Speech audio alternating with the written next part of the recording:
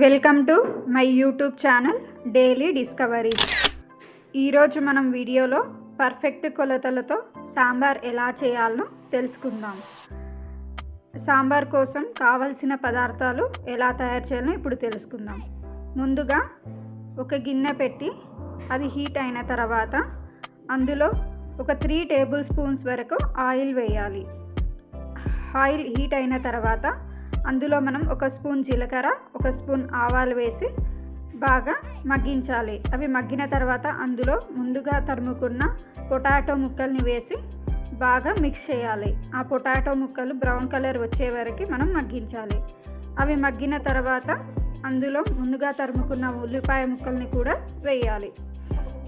ఈ 2 పొటాటో మరియు ఉల్లిపాయ ముక్కలు గోల్డెన్ బ్రౌన్ కలర్ వచ్చే వరకు మగ్గించాలి.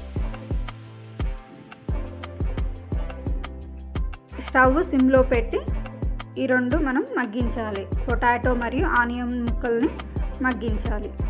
అండ్ ఇప్పుడు మనం అందులో ముందుగా తరుముకున్న టమాటో ముక్కల్ని వేసి కూడా బాగా మగ్గించాలి.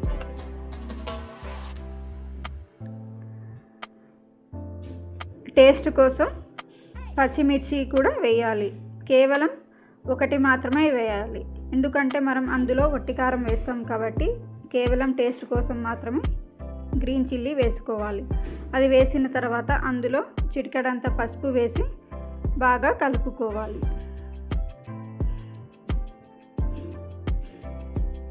ఇప్పుడు మనం అందులో జింజర్ గార్లిక్ పేస్ట్ వేసి బాగా ఆ మిశ్రమానికి అట్టించేటట్టు మిక్స్ చేయాలి.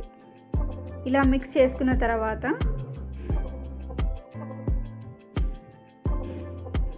అందులో ఒక 1.5 టేబుల్ స్పూన్స్ వరకు రెడ్ చిల్లీ పౌడర్ వేసుకోవాలి.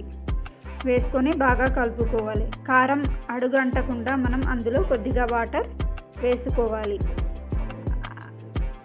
ఇప్పుడు మనం అందులో 1 స్పూన్నర వరకు ఉప్పు వేసుకొని బాగా కలుపుకోవాలి. ఇది మగ్గిన తర్వాత మనం ముందుగా చింతపండు రసం కోసం చింతపండు నానబెట్టాం కదా, అందులో వేసి బాగా మగ్గించాలి. స్టవ్ సిమ్లో పెట్టి ఒక 3 నిమిషాల వరకు ఆ మిశ్రమాన్ని మగ్గించాలి. స్టవ్ పై ఒక లిడ్ ఉంచి ఒక 2 నిమిషాల వరకు లిడ్ ఉంచుకోవాలి. ఇప్పుడు మనం సాంబార్ కోసం ముందుగా 1 కప్పు వరకు పప్పుని ఒక 4 విజిల్ వచ్చే వరకు ఉడకబెట్టిన తర్వాత ఆ పప్పుని బాగా మెత్తగా రుబ్బుకొని ఆ మిశ్రమాన్ని ఈ గిన్నెలో వేసి బాగా కలుపుకోవాలి. ఇప్పుడు మనం అందులో వాటర్ వేసుకోవాలి. మీకు సాంబార్ పల్చగా కావాలి అంటే వాటర్ ఎక్కువగా వేసుకోవచ్చు.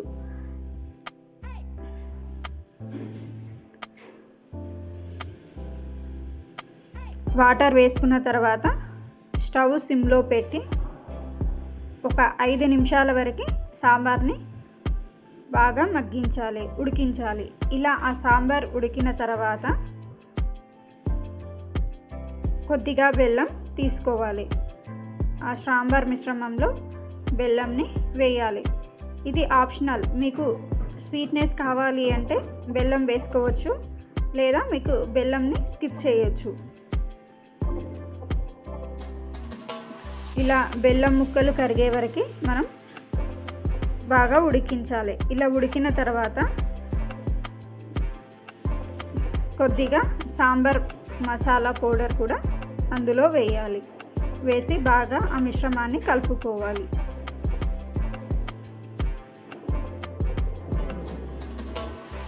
ఇప్పుడు స్టవ్ని సిమ్లో పెట్టి ఒక 5 లేదా 10 నిమిషాల వరకు బాగా ఆ సాంబార్ మిశ్రమాన్ని ఉడికించాలి.